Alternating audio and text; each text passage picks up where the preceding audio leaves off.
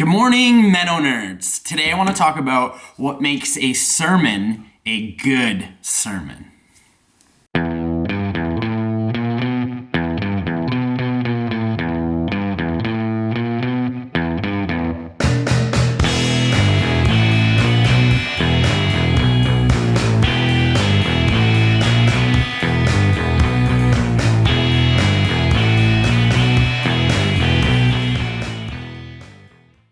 So part of my job is, I'm a pastor. And as a pastor, you'd think that I would know a few things about how to write a sermon and what makes a good sermon. And certainly I think I have a few ideas. I agree with what Deborah was saying. In her sermon challenge, she was asking 3 questions. Are they faithful to the scriptures? Are they connecting to the masses? And are they living a life of integrity? Those were her 3 questions. And I think we could say that those actually are good qualifications for what qualifies as a good sermon. Good sermons are faithful to the scriptures.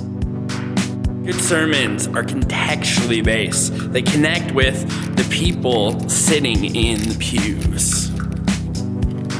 Good sermons connect with the life of the preacher, the character of who we are when no one's looking.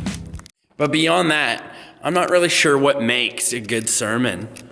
Is it exegetical? Is it narrative? Is it one of those things that really makes the sermon great?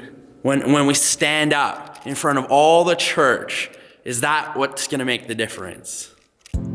Now, let me tell you, there are hundreds of blog posts, dozens of books trying to answer that simple question. What makes a sermon good? What I've discovered about a good sermon is that it really has less to do with a style and more to do with the fruit it bears. It's not about how many jokes you told, how many Greek words you exegeted, how many clever points you got across. The question at the end of the day is, what was the fruit among the people you preached to? So in that way, preaching is never an end in itself. Preaching is kind of like a vehicle, a tool, but I like the analogy of a vehicle.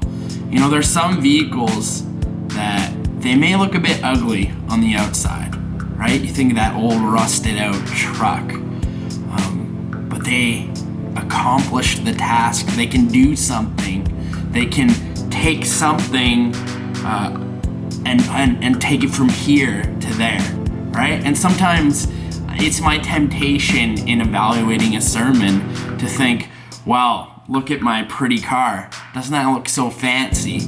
But if it doesn't start, and if it doesn't take us on a journey and transport something, is it really something that we could call good? So for me, some of my best sermons that I feel I've ever preached have actually been sermons that weren't so polished, that I felt a bit vulnerable, that I almost felt like people could see the holes in my vehicle, so to speak. But I felt like that God was really speaking and accomplishing his work in that moment, that rawness, that vulnerability really got the job done. So the question remains then, what qualifies as fruit? And you know what? That's another vlog for another time. See you, MennoNerds.